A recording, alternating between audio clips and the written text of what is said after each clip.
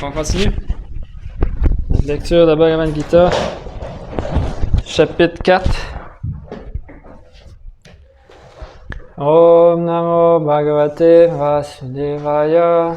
Om Namo Bhagavate Vasudevaya. Om Namo Bhagavate Vasudevaya.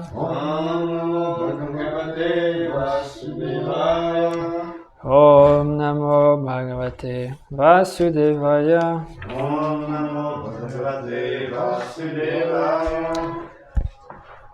Om Jnana-timirandasya. Oh, merci. Jnananjana Shalakaya Chakshurunmilitam Yena. Oh, ok. Okay, merci. Yeah, that's okay. Well, it's Prabhupada Kripa. Ouais. Om Jnana-timirandasya Jnananjana Shalakaya Chakshurunmilitam Yena Tasmai Shri Gurave Namah.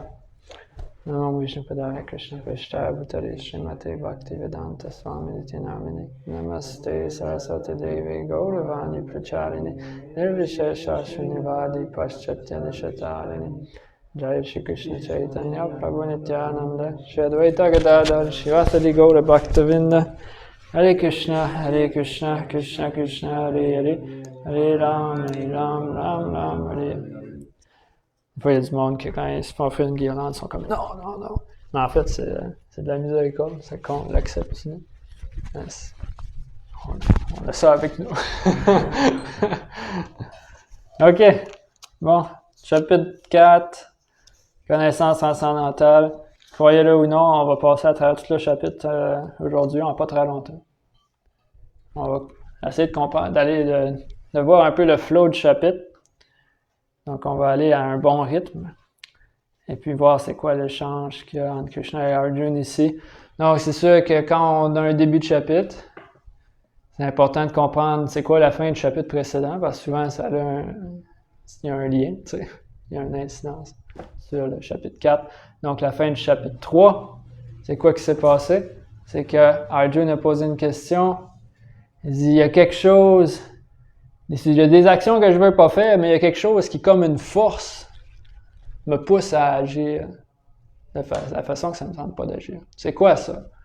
Puis là, Krishna il a expliqué, Kama Esha Krodha Esha Raja Guna Samadbhava. Il dit, c'est le Kama, la concupiscence, et ensuite la frustration qui vient de Rajagun. C'est ça qui te force à agir comme ça. Puis là, Krishna a commencé à y expliquer que une des façons de ne pas se faire victimiser par l'énergie matérielle, c'est d'avoir une bonne compréhension de qui on est. Et là, Krishna a donné un ordre. Il faut comprendre qu'on est l'âme et qu'après, il y a l'intelligence, il y a le mental, il y a les sens. Il faut que ça aille dans la bonne direction.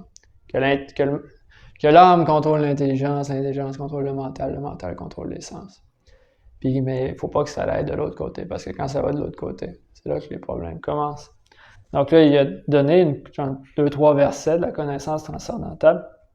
Mais évidemment, il en a donné plus tôt aussi. T'sais. Mais là, il va en rajouter. Donc, c'est pour ça le chapitre 4, la connaissance transcendantale. Donc, le chapitre 4 commence, Krishna, il continue. Puis il dit que, écoute, là, ça fait un bout, ça fait quelques chapitres qui donnent la connaissance. Puis Krishna, il dit que j'ai déjà donné cette connaissance-là à quelqu'un avant. Il dit, c'est rien de nouveau. Il dit, j'ai donné cette connaissance-là à Vivasvan, le Suryadev, Deva, Soleil, qui lui l'a donné à Manu, puis Manu l'a donné à Ikshvaku. C'est que là, Krishna commence à dire, gars, je l'ai donné à quelqu'un, puis cette personne-là l'a donné à quelqu'un d'autre, puis cette personne-là l'a donné à quelqu'un d'autre. Mais qu'est-ce qui arrive? C'est que dans le verset suivant, verset 2, Krishna dit que cette connaissance-là, elle se promène dans une chaîne de succession disciplique. Mais là, il dit ce qui arrive, c'est que au fil du temps, c'est comme quand on joue au téléphone.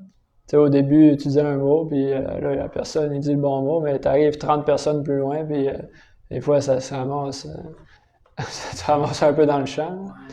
Donc, de la même manière, cette connaissance, cette même connaissance spirituelle-là que je te donne en ce moment, que je te dis, je l'ai donné avant, puis, mais là, ce qui arrive, c'est ça, c'est qu'avec le temps, ça s'est comme un petit peu perdu.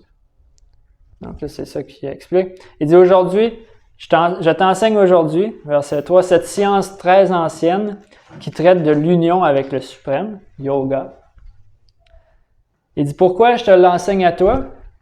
Il dit, parce que tu es mon dévot et mon ami. Et qu'à cause de ça, tu peux en percer le mystère transcendantal. Bhakto Sime Saka Cheti. Saka. Sakyam. Sakyam Atma Nivedana. Donc Saka, c'est parce que tu es mon ami, puis parce que tu es mon Bhakta, mon dévot, eh bien, je te donne cette connaissance-là, parce que tu vas pouvoir le comprendre. Donc ici, Krishna parle d'un verset, c'est quoi les qualifications pour comprendre ça?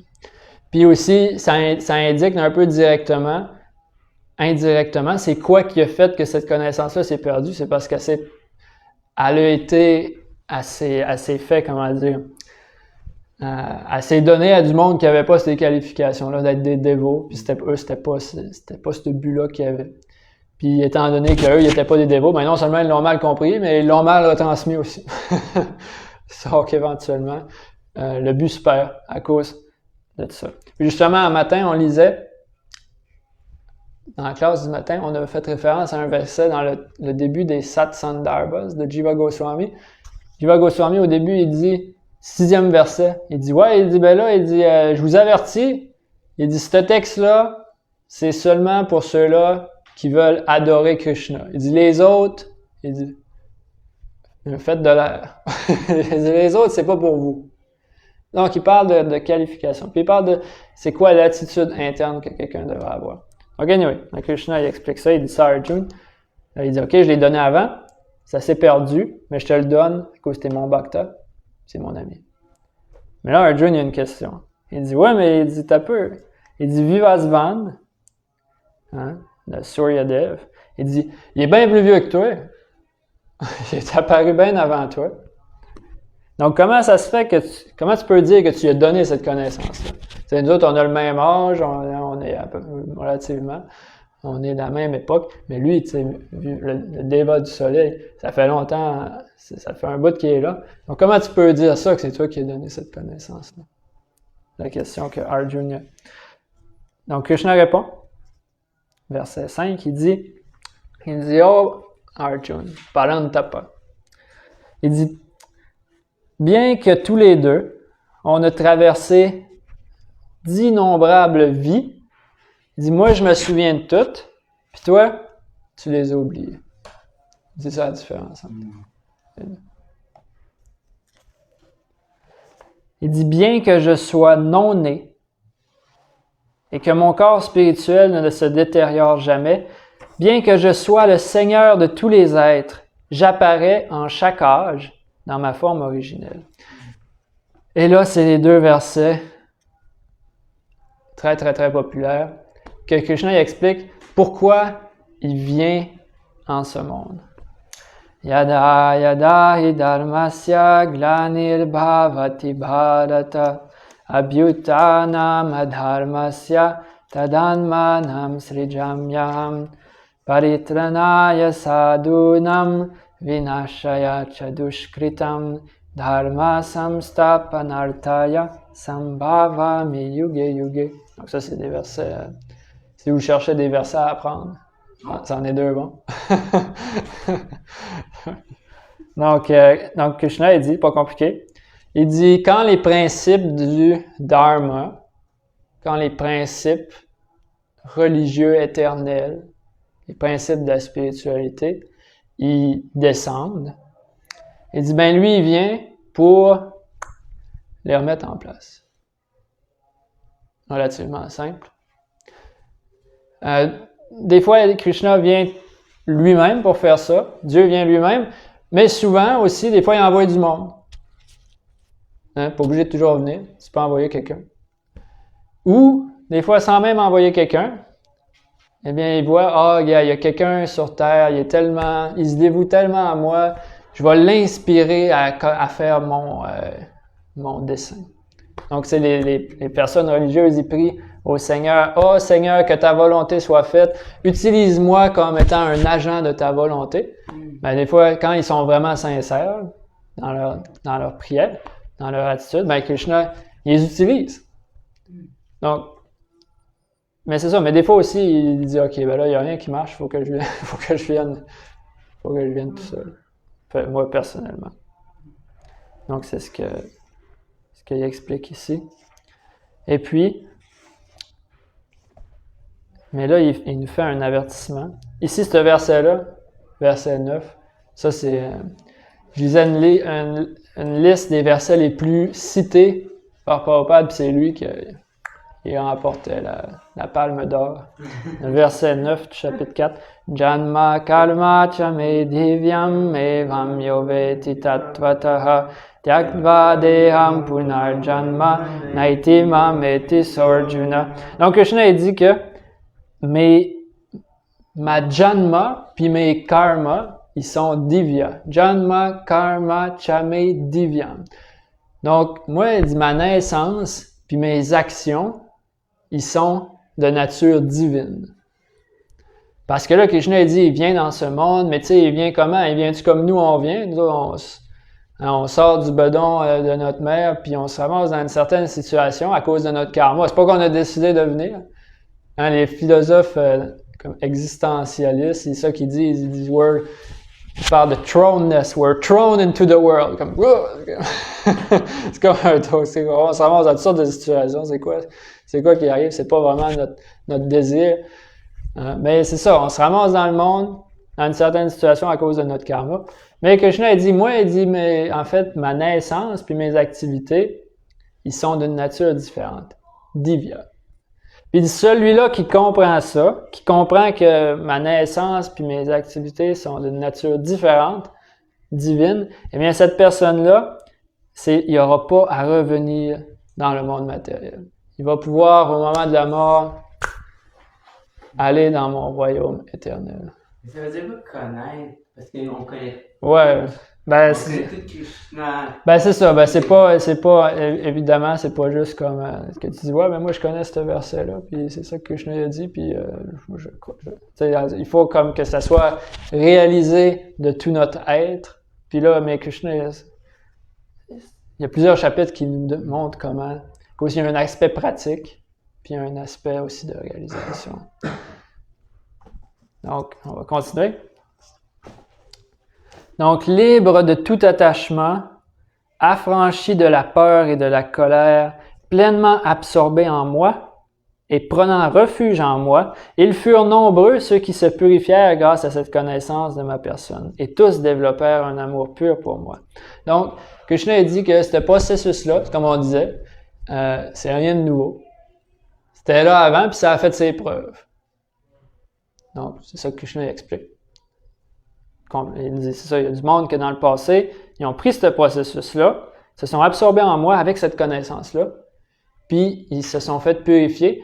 Et c'est quoi cette purification-là? C'est qu'ils ont développé un amour pur pour moi.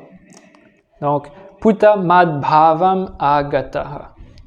Donc, ils sont arrivés à un amour pur pour Krishna.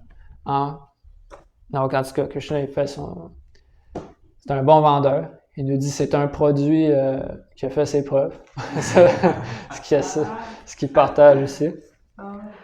Donc, il dit, verset 11, Ye yatamam prapadyante tam sataiva bhajamyaham mama varta nuvartante manushya parta sarvashaha.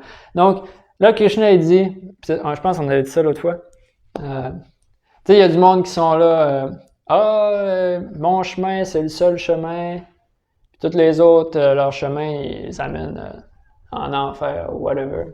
Il y a du monde qui dit ça. Puis il y a du monde aussi qui vont un peu dans l'autre extrême, puis ils disent, tous les chemins mènent à la même place, whatever. Mais Krishna, il y a deux affaires, il dit, tout le monde suit mon chemin. Tout le monde suit ma voie. Mais, il dit, selon leur degré d'abandon à moi, eh bien, avec la même proportion, je vais les récompenser.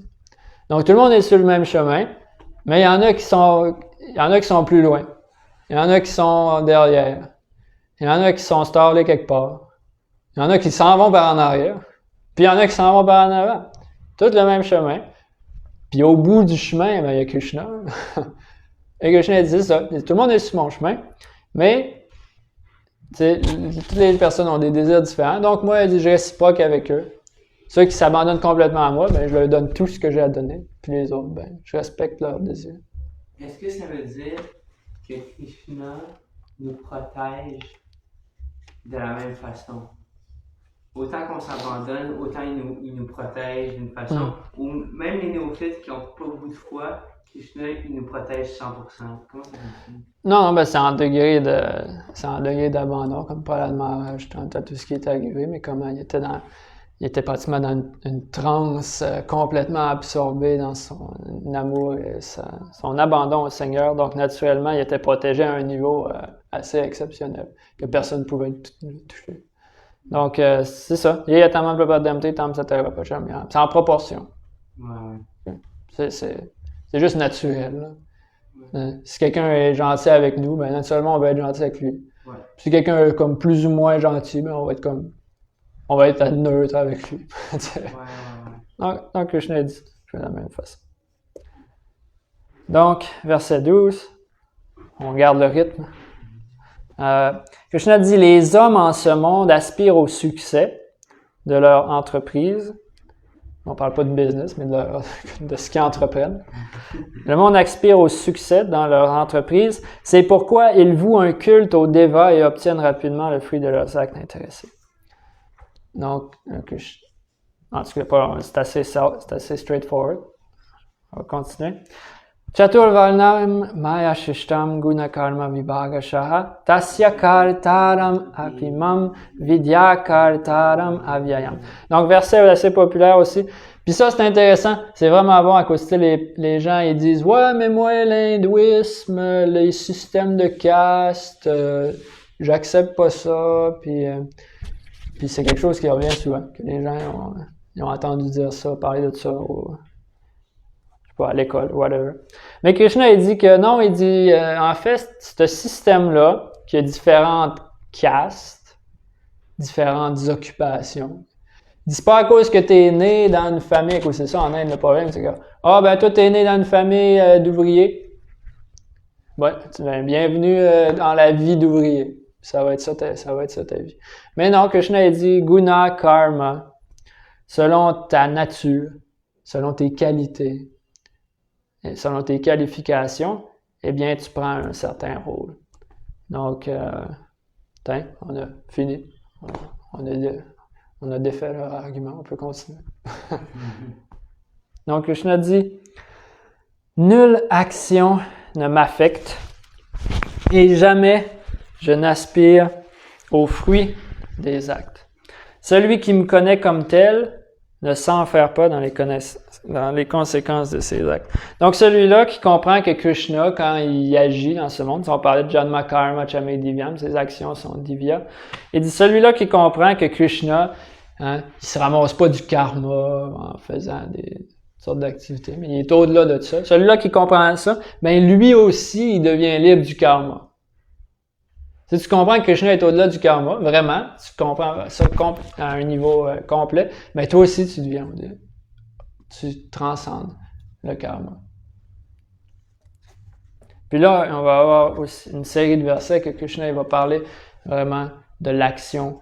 C'est quoi l'action, l'inaction? C'est un peu difficile à comprendre, il explique. Mais il va parler de ça. Donc, il dit, les âmes libérées des temps passés ont aussi agi conformément à cette compréhension de ma nature transcendantale. Remplis donc ton devoir en suivant leur exemple. Encore, Krishna ramène ce point-là, que ce processus-là, il était là dans le passé, puis il y a du monde qui l'ont pris, puis il y a du monde qui sont arrivés au succès de ça, qui se sont libérés du karma à travers ce processus-là. Donc, il dit, suis leur exemple. Fais comme eux. Ça a marché pour eux, ça va marcher pour toi. Donc, Krishna refait ce point-là. OK. Là, c'est cette série de versets-là. Krishna a dit, « Même l'homme intelligent devient perplexe quand il s'agit de déterminer c'est quoi l'action et l'inaction. » Donc, il dit, « Je vais donc t'enseigner c'est quoi l'action, puis cette connaissance-là va te sauver de toute infortune. » Il dit, « La nature de l'action est fort complexe et difficile à comprendre. Il faut donc bien distinguer l'action légitime, l'action condamnable et l'inaction. Karma, vikarma, akarma. Il faut bien distinguer ces trois-là. Celui qui voit l'inaction dans l'action et l'action dans l'inaction se distingue de tous par son intelligence. Bien qu'il soit engagé dans toutes sortes d'activités, il se situe à un niveau purement spirituel. Qu'est-ce que ça veut dire, ça? Voir l'action dans l'inaction et voir l'inaction dans l'action. Donc, ce que ça veut dire, c'est que tu peux voir quelqu'un, puis cette personne-là, apparemment, elle fait rien. Elle s'engage pas dans des activités matérielles.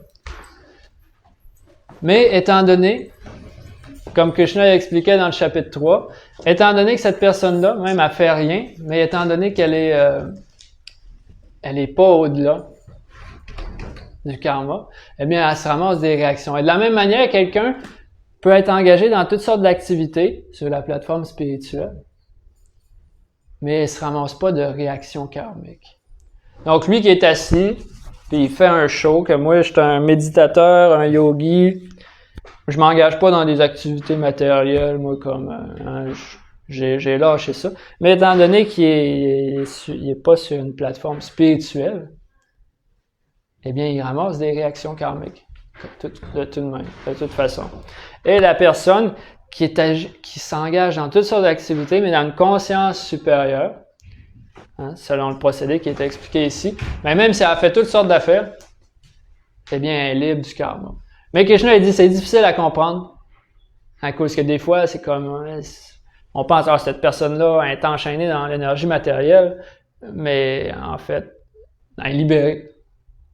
Comme le monde, il va il va partir à gauche puis à droite, on imprime des livres, on s'en va à Delhi, puis on va, puis tu sais, il y a du monde qui, moi, je suis un yogi, toute la journée, je suis assis comme ça, gars, il court à gauche puis à droite, là, aller imprimer ici puis ça. Mais non, mais c'est parce qu'il va là pour imprimer des livres spirituels. Donc, c'est ça, le point, c'est quoi la conscience derrière tes actions? C'est pas seulement c'est quoi tes actions, mais c'est quoi la conscience. Puis si ta conscience est bien située, Krishna dit, tu n'as pas de réaction karmique. Donc, celui qui agit sans aucun désir de jouissance matérielle possède la pleine connaissance. Les sages affirment que le feu du parfait savoir a réduit en cendres ces réactions karmiques. Étant donné qu'il n'agit pas pour jouir de l'énergie matérielle, mais il agit avec pleine connaissance dans un but spirituel. Totalement détaché du fruit de ses actes, toujours satisfait et indépendant, bien qu'il soit continuellement actif, il ne se ramasse pas de karma.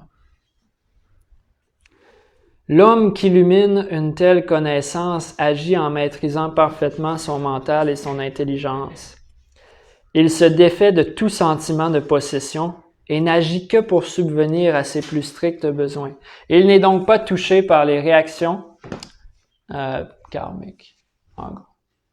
Donc encore, Krishna il explique c'est ça. C'est quoi la conscience de quelqu'un qui agit sur la plateforme spirituelle? Pour celui qui est satisfait de ce qui vient naturellement vers lui, qui est affranchi de la dualité et de l'envie, et qui voit du même œil l'échec et la réussite, cette personne-là, il n'est pas sous les lois du karma. 22. Donc on continue. Krishna dit, « Les actes de celui qui agit avec la connaissance absolue et qui s'est affranchi de l'influence des 3 gunas, l'influence de l'énergie matérielle, eh bien, les actions de cette personne-là se fondent dans la transcendance. » Oui. J'ai l'impression que je suis capable de faire ça, mais j'ai l'impression que j'ai tellement eu un passé qui m'enchaîne, tu sais, que ça m'empêche j'ai comme tellement eu des habitudes, tu sais, d'agir de cette façon-là que défaire ces habitudes-là, c'est... Ben là, ce qu'on va voir, c'est ça que Krishna va expliquer dans quelques versets, qu'il y a différents chemins. Selon différentes personnes, ils ont une différente nature. Et puis là, il va expliquer comment différentes personnes, dépendamment de leur qualification, ils vont s'engager dans différents procédés qui sont tous bona fide, mais ultimement qui ont tous pour but de raviver leur connaissance spirituelle. C'est ça qu'on parlait la dernière fois aussi. Peu importe c'est comment que l'énergie matérielle elle agit sur toi, eh bien, tu utilises cette nature-là, tu utilises ce mouvement-là de l'énergie matérielle, mais pour le tourner vers un but spirituel.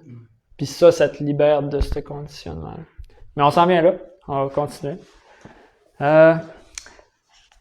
Parce qu'il prend pleinement part aux activités spirituelles, dans lesquelles l'offrande et la consommation de l'offrande sont l'une et l'autre de nature divine, l'homme complètement absorbé dans la conscience de Krishna est assuré d'atteindre le royaume de Dieu. Certains yogis rendent un culte parfait aux dévas en offrant divers sacrifices, et d'autres sacrifient dans le feu du Brahman suprême. Là, c'est là que Krishna commence à dire, il va dire plusieurs procédés. On va passer bien vite.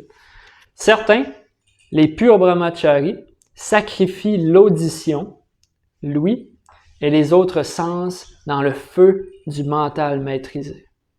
D'autres, les chefs de famille menant une vie réglée, sacrifient les objets des sens dans le feu des organes des sens.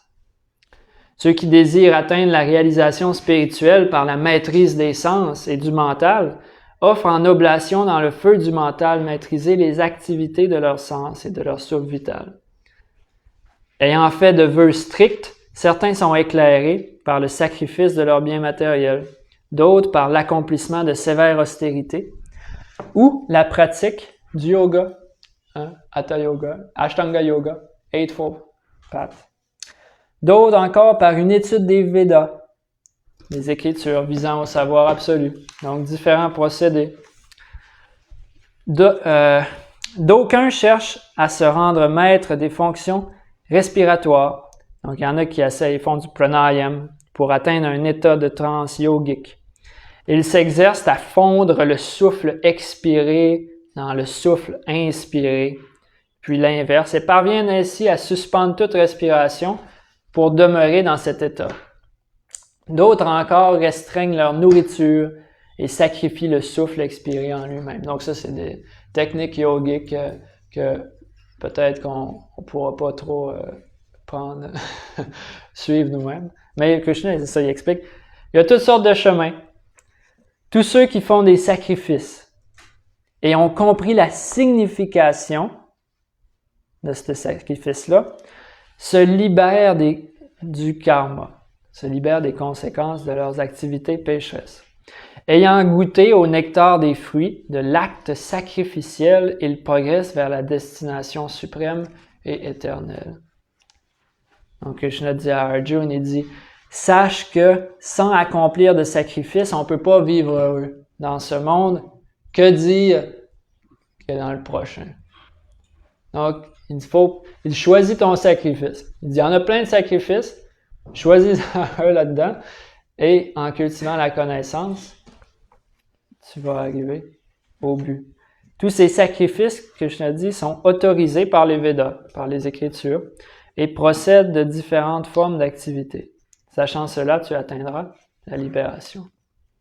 Donc, on a quasiment fini le chapitre. On continue. Il dit au Arjuna, au vainqueur de l'ennemi, le sacrifice accompli avec la connaissance est supérieur au simple sacrifice des biens matériels. Car en fin de compte, au fils de Pritha, le savoir absolu vient couronner le sacrifice de l'action. Donc, le meilleur sacrifice, c'est celui-là qui nous donne la connaissance.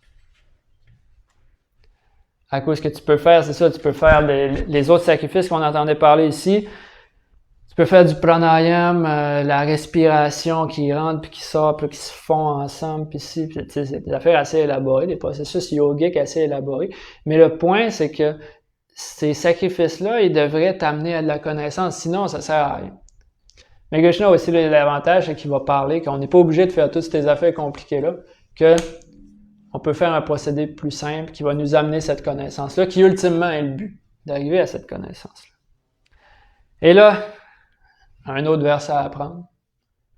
Tadvidi pranipatena pariprashnena sevaya upadekshanti te jnanam yaninas tatvadharshina. Donc, un verset assez célèbre. Donc, Krishna, il dit, c'est bien le fun, on parle de connaissance, mais là, il dit, cherche à connaître la vérité en approchant un maître spirituel. Enquière-toi, auprès de cette personne-là avec soumission. Pas que tu pourras te penser un meilleur que lui, c'est sûr qu'il va pas t'aider. Donc, avec humilité, tu poses des questions et tu sers le maître spirituel. L'âme réalisée peut te révéler le savoir car elle a vu la vérité. Gyaninas tattva dharshina. Donc, les âmes réalisées, Gyaninas, ont vu dharshina. Ils ont vu quoi? La vérité. Tattva. Donc, étant donné que quelqu'un a vu la vérité, ben, il peut t'en parler. Comme tu peux dire, ouais, mais c'est comment au lac Saint-Jean?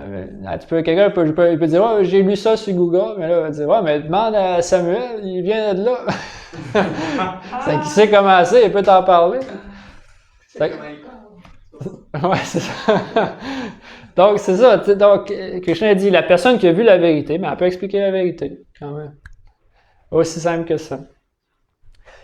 Et là, c'est quoi le résultat de ça? Il dit, quand tu auras ainsi reçu la connaissance véritable auprès d'une âme réalisée, l'illusion ne t'égarera jamais plus. Tu comprendras que tous les êtres font partie intégrante du suprême. En d'autres mots, tous les êtres m'appartiennent, Krishna dit. Ça, c'est le résultat de ce processus-là. Il dit, quand même tu serais le pire des pécheurs, une fois que tu es embarqué sur le bateau du savoir spirituel, tu vas franchir l'océan de la souffrance. J'aimerais ça t'écouter avant ma prochaine question. Oui, vas-y. OK, non, ben, garde-la, puis il nous reste quelques versets. On a quasiment fini notre chapitre. Donc, on parle toujours en glorifiant la connaissance spirituelle. Krishna dit, semblable au feu ardent qui réduit le bois en cendres. Ô Arjuna, il dit, de la même manière, le brasier du savoir réduit en cendres notre karma accumulé. Donc ça, c'est le pouvoir de la connaissance spirituelle qui peut brûler le karma. Rien en ce monde n'est aussi pur et aussi sublime que la connaissance transcendantale, fruit mûr de toute mystique. Celui qui atteint la perfection dans la pratique du service de dévotion, en temps voulu, jouira en lui-même de ce savoir. Donc, une bonne nouvelle, c'est que ce savoir-là, on devrait en jouir. C'est que dans le sens que cette connaissance-là nous amène à un bonheur qui est au-delà des joies et de la souffrance de ce monde-là, qui sont éphémères et qui changent constamment. L'homme de foi qui maîtrise ses sens et se consacre à la connaissance transcendantale pourra obtenir ce savoir. Il parviendra alors sans délai à la plus haute paix spirituelle. Mais les ignorants et ceux qui n'ont pas de foi, qui doutent des Écritures, n'atteignent pas la conscience de Dieu.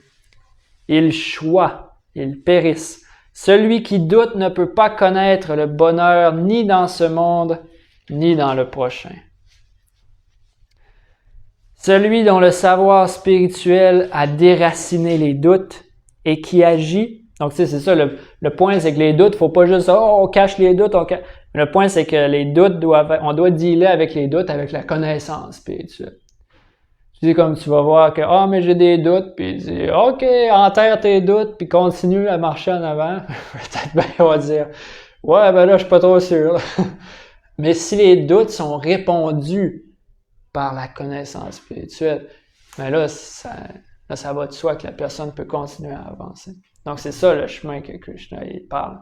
C'est pas enterre tes doutes puis refoule tes doutes, mais c'est réponds à tes doutes par cette connaissance-là. C'est pour ça, tout le long de la Bhagavad Gita, Arjuna, il pose des questions à Krishna. C'est pas qu'Arjuna, il pose aucun...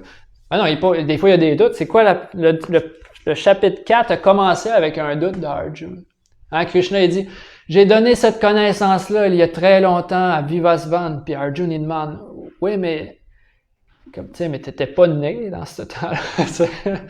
Il y a comme j'ai de la misère à comprendre.